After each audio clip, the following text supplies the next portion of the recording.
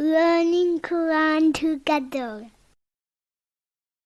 बिस्मिल्लाह अल्हम्दुलिल्लाह वस्सलातु वस्सलामु अला रसूलिल्लाह। सूरह अन्निसा आयत नंबर 71। या अय्युहल्लज़ीना आमनू, ए लोगो जो ईमान लाए हो, खुजू पकड़ो हिजरकुम, अपने बचाव का सामान। ये आयात गज़वा उहद के बाद और गज़वा अहज़ाब से पहले नाजिल हुई। उहद की शिकस्त के बाद इर्द गिर्द के जो कबीले थे उनकी हिम्मतें काफ़ी बढ़ गई थीं। मुसलमान हर तरफ से ख़तरात में घिरे हुए थे और आए दिन ये पता चलता था कि फ़लाँ कबीले ने बगावत कर दी है और फ़लाँ कबीले ने मुसलमान मुबल्लिगीन को मार डाला है। इन हालात में मुसलमानों की तरफ से हर वक्त तैयारी की ज़रूरत थी ताकि इस्लाम का दिफा किया जा सके। उसी मौके पर यह आयत नाजिल हुई। इस आयत में हज़रत मोहम्मद सल्लल्लाहु अलैहि वसल्लम की उम्मत के मुखलिस लोगों से खिताब है। उन्हें जिहाद का फ़ी सबीलिल्लाह निकलने का और इस्लाम की हमायत का हुक्म दिया गया है। इस हुक्म का मकसद ये है कि अपने लिए साजो सामान भी तैयार करो ताकि दुश्मन का मुकाबला कर सको और अल्लाह ताला की राह में जिहाद के लिए भी ज़्यादा से ज़्यादा लोगों को तैयार रखो। जैसे कि अल्लाह ताला ने फरमाया,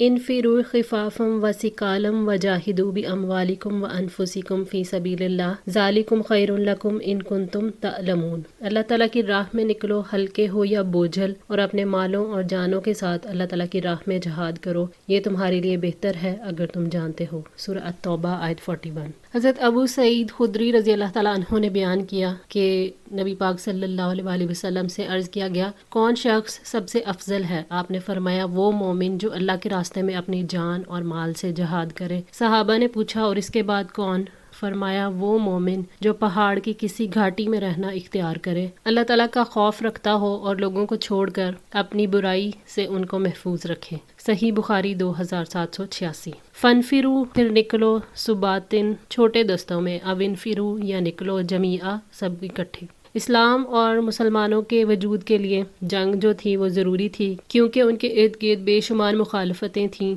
जिनमें वो घिरे हुए थे। मदीना की इस्लामी रियासत के अंदर मुनाफिकीन और यहूदी जो थे वो मुसलमानों के खिलाफ गहरी साजिशें कर रहे थे। इसीलिए हुक्म दिया गया कि छोटे दस्तों में निकलो या बड़े लश्कर की सूरत में, जैसे भी ज़रूरत पेश आए। अरब में जंग के दो तरीके मारूफ थे, गोरीला जंग जो टुकड़ियों और दस्तों की सूरत में दुश्मन पर छापा मारती थी, या फिर मुनज़्ज़म फ़ौज की सूरत में लश्कर कुशी होती थी। नबी सल्लल्लाहु अलैहि वसल्लम ने दोनों तरह से जंगें लड़ी हैं। व इन्ना मिनकुम, और बिलाशुबा तुम में से, लमन, वो भी है जो लायुबत्ती अन्ना, ज़रूर देर लगाएगा। लड़ाई के लिए निकलने में देर लगाने से मुराद ये है कि जंग के लिए निकलने में नुकसान का ख़तरा नजर आए तो उज़र तलाश करना, दूसरों की हिम्मतें तोड़ना और ऐसी बातें करना जिससे खुद भी रुक जाएं और दूसरों को भी रोकें। यहाँ पे खिताब मुनाफिकों के लिए है। अब्दुल्ला बिन अबी ने गज़वा उहद के मौका पर लोगों को भड़काया था और मुनाफिकों को साथ लेकर रास्ते से वापस चला गया था। अल्लाह ताला ने उसी रवैये की एक और जगह वजाहत फरमाई है, इन तुसिबका हसनतुन तसुहुम व इन तुसिबका मुसीबतुन यकूलू कद अखज़ना अमरना मिन कब्लु व यतवल्लौ व हुम फारिहून। अगर आपको कोई भलाई पहुँचे तो उनको बुरी लगती है, और अगर आपको कोई मुसीबत पहुँचे तो कहते हैं कि बिलाशुबा हमने अपने मामले में पहले ही एहतियात इख्तियार कर ली थी, और इस हाल में पलटते हैं कि वो खुश होते हैं। सूरह तौबा आयत 50।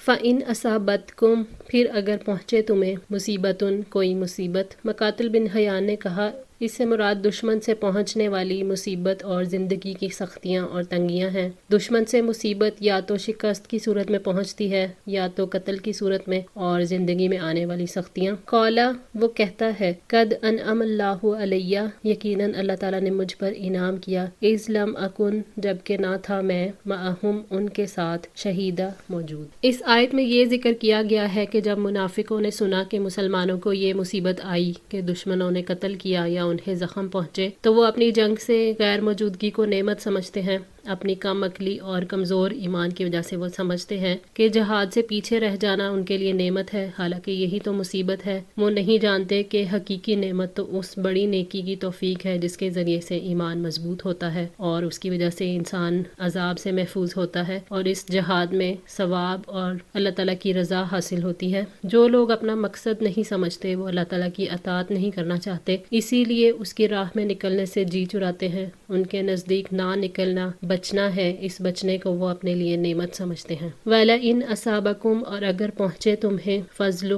من اللہ، اللہ تعالیٰ کی طرف سے کوئی فضل۔ منافقوں کے نزدیک اللہ تعالیٰ کا فضل ملنے سے مراد فتح، غنیمت اور ان کے رزق میں وسعت ہے۔ لَيَقُولَنَّ، تو وہ ضرور کہے گا، کَأَن لَم تَکُن، گویا کہ نہ تھی، بینکم، درمیان تمہارے، وبینہ، اور اس کے درمیان، مودتن، کوئی محبت۔ لَيَقُولَنَّ، تو وہ ضرور کہے گا، یعنی منافق اپنے پیچھے رہنے پر ندامت محسوس کرتے ہوئے اور دنیا کے مفادات جاتے ہوئے دیکھ کر اور مال غنیمت کے چھوٹ جانے پر حسرت محسوس کرتے ہوئے کہے گا، اگر اللہ تعالیٰ کی راہ میں مجاہدین کامیاب ہو جائیں اور اگر انہیں مال غنیمت نصیب ہو تو یہ لوگ سخت پریشان ہوتے ہیں کہ کیوں نہ ہم بھی اس نفع بخش جنگ میں شریک ہوئے ہوتے۔ یا لیتنی، ہائے افسوس مجھ پر، کنتو معہم، میں بھی ان کے ساتھ ہوتا، فافوزا، تو میں کامیابی پاتا، فوزن عظیما، بہت بڑی کامیابی۔ منافق جو ہیں وہ مال غنیمت کے حصول کو اپنے لیے بڑی کامیابی سمجھتے ہیں۔ مقاتل بن حیان نے کہا کہ یہ منافق ہی کا قول ہے جو پیچھے رہ جانے پر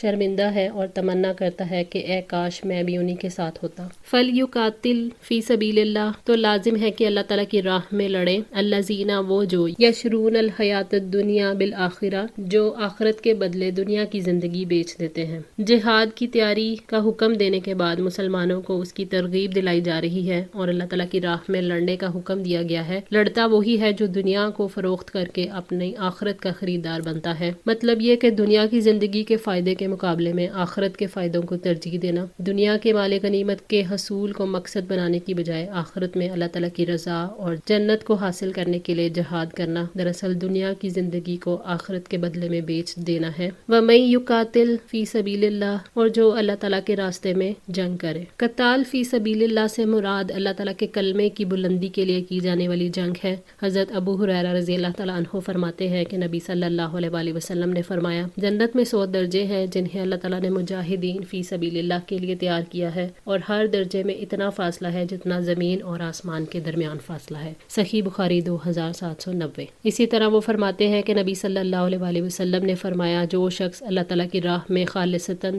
جہاد کی نیت سے اپنے گھر سے نکلے اور اللہ تعالیٰ کے ارشادات کا اسے یقین ہو تو اللہ تعالیٰ اسے یا تو شہادت کا درجہ دے کر جنت میں داخل کرے گا یا ثواب اور مال غنیمت دلا کر خیر و عافیت اسے اس کے گھر لوٹائے گا۔ صحیح بخاری 7457۔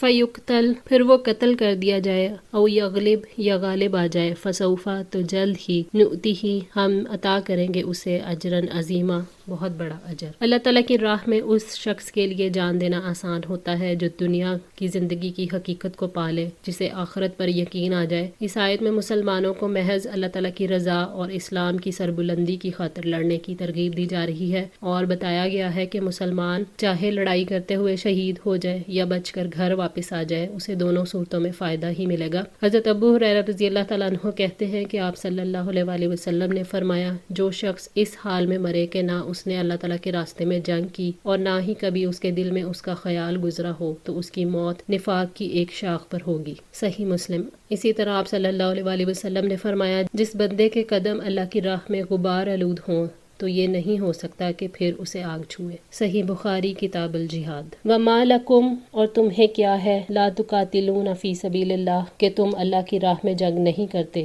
وَالْمُسْتَضْعَفِينَ، جو کمزور ہے، مِنَ الرِّجَالِ، مردوں میں سے، وَالنِّسَاءِ، اور عورتوں میں سے، وَالْوِلْدَانِ، اور بچوں کے لیے۔ اس آیت میں مسلمانوں کو جہاد فی سبیل اللہ پر اکسایا جا رہا ہے تاکہ مکہ میں موجود ان کمزور مسلمان مردوں، عورتوں اور بچوں کو قریش کے ظلم سے نجات دلائی جا سکے جنہیں مشرکین نے ہجرت کرنے سے روک دیا تھا۔ 2 وجوہات کی بنا پر کفار سے لڑنا ضروری ہے، پہلے یہ کہ اللہ تعالیٰ کے دین کی سربلندی کے لیے، اور دوسرے ان مظلوم مسلمانوں کو نجات دلانے کے لیے جو کفار کے چنگل میں پھنس گئے ہوں۔ اللہ تعالیٰ نے مسلمانوں کو حکم دیا ہے کہ وہ کمزور مسلمانوں کی مدد کے لیے جہاد کریں۔ عبید اللہ نے بیان کیا کہ میں نے ابن عباس رضی اللہ تعالیٰ عنہ سے سنا، انہوں نے کہا کہ میں اور میری والدہ مستضعفین میں سے تھے۔ صحیح بخاری 4587۔ نبی صلی اللہ علیہ وآلہ وسلم ان کے لیے اس طرح دعا فرماتے تھے، اے اللہ، ولید بن سلمہ، سلمہ بن حشام، عیاش بن ابی ربیہ اور مکہ کے دیگر کمزور مسلمانوں کو نجات عطا فرما۔ صحیح بخاری 6200۔ جہاد کی اگرچہ بہت بڑی فضیلت ہے، لیکن وہ جہاد جس کے ذریعے ذریعے سے اہل ایمان مستضعفین کو کفار سے نجات دلائی جاتی ہے، اجر و ثواب کے اعتبار سے سب سے عظیم اور فائدے کے لحاظ سے سب سے بڑا جہاد ہے، کیونکہ یہ دشمنوں سے دفاع کرنے کے زمرے میں آتا ہے۔ تفسیر سعدی۔ الذین یقولون، وہ جو کہتے ہیں، ربنا، اے ہمارے رب، اخرجنا، نکال ہمیں، من ھذہ القریۃ، اس بستی سے، الظالمی، ظالم ہیں، اہلھا، اس کے رہنے والے۔ اس سے مراد کمزور مسلمان عورتیں اور بچے ہیں جو مکہ اور اس کے ارد گرد کے قبیلوں میں آباد تھے مگر ہجرت پر قدرت نہیں رکھتے تھے۔ القریہ سے یہاں مراد مکہ ہے اور الظالمی اہلھا سے مراد وہاں کے مشرکین ہیں۔ کمزور مسلمان کافروں کے ظلم کو برداشت کرنے کے لیے مجبور تھے، اس لیے ظالم بستی سے نکلنے کے لیے وہ دعا کیا کرتے تھے، وَاجْعَل لَنَا، اور بنا دے ہمارے لیے، مِن لَدُنْکَ، اپنے پاس سے، وَلِیًّا، کوئی حمایتی، وَاجْعَل لَنَا مِن لَدُنْکَ، اور بنا دے ہمارے لیے اپنے پاس سے، نصیرا، کوئی مددگار۔ اللہ تعالیٰ نے کمزور مسلمانوں کی دعا کو پورا کرنے کے لیے اپنے نبی صلی اللہ علیہ وسلم سے ان کے حق میں دعائیں کروائیں۔ ولی سے مراد اللہ تعالیٰ کا ایسا بندہ جس کے ذریعے ان کمزور مسلمانوں کے دین کی حفاظت ہو، اور نصیرہ سے مراد کوئی ایسا آدمی جو دشمنوں سے انہیں نجات دلا دے۔ نبی صلی اللہ علیہ وسلم کمزور مسلمانوں کے لیے ایسے دعا کرتے تھے کہ اے اللہ، ولید بن سلمہ، سلمہ بن حشام، عیاش بن ابی ربیہ اور مکہ کے دیگر کمزور مسلمانوں کو نجات عطا فرما۔ الذین آمنوا، جو لوگ ایمان والے ہیں، یقاتلون فی سبیل اللہ، وہ اللہ تعالیٰ کی راہ میں لڑتے ہیں۔ ایمان والے اللہ تعالیٰ کی راہ میں لڑتے ہیں کیونکہ اس کے وعدوں پر وہ ایمان رکھتے ہیں۔ ابو موسیٰ اشعری رضی اللہ تعالیٰ عنہ نے بیان کیا کہ ایک صحابی نبی صلی اللہ علیہ وسلم کی خدمت میں حاضر ہوئے اور عرض کیا کہ ایک شخص جنگ میں شرکت کرتا ہے غنیمت حاصل کرنے کے لیے، ایک شخص جنگ میں شرکت کرتا ہے ناموری کے لیے، اور ایک شخص جنگ میں شرکت کرتا ہے تاکہ اس کی بہادری کی دھاک بیٹھ جائے، تو ان میں سے اللہ کے راستے میں کون لڑتا ہے؟ آپ صلی اللہ علیہ وسلم نے فرمایا، جو شخص اس ارادے سے جنگ میں شریک ہو تاکہ اللہ تعالیٰ ہی کا کلمہ بلند رہے، صرف وہی اللہ کے راستے میں لڑتا ہے۔ صحیح بخاری 3138۔ عبادہ بن صامت رضی اللہ تعالیٰ عنہ سے روایت ہے کہ نبی صلی اللہ علیہ وسلم نے فرمایا، جو شخص جہاد کرے اللہ کی راہ میں اور نیت نہ رکھے مگر رسی لینے کی، بس اس کو وہی چیز ملے گی جو اس کی نیت میں ہے۔ سنن نسائی 3140۔ اسلام جنگ کی اجازت دیتا ہے زمین پر اللہ تعالیٰ کا کلمہ بلند کرنے کے لیے تاکہ تمام انسانوں کی زندگی اسلامی نظام کے کنٹرول میں ہو، سب انسان اس کی برکات سے فائدہ اٹھائیں اور سب کو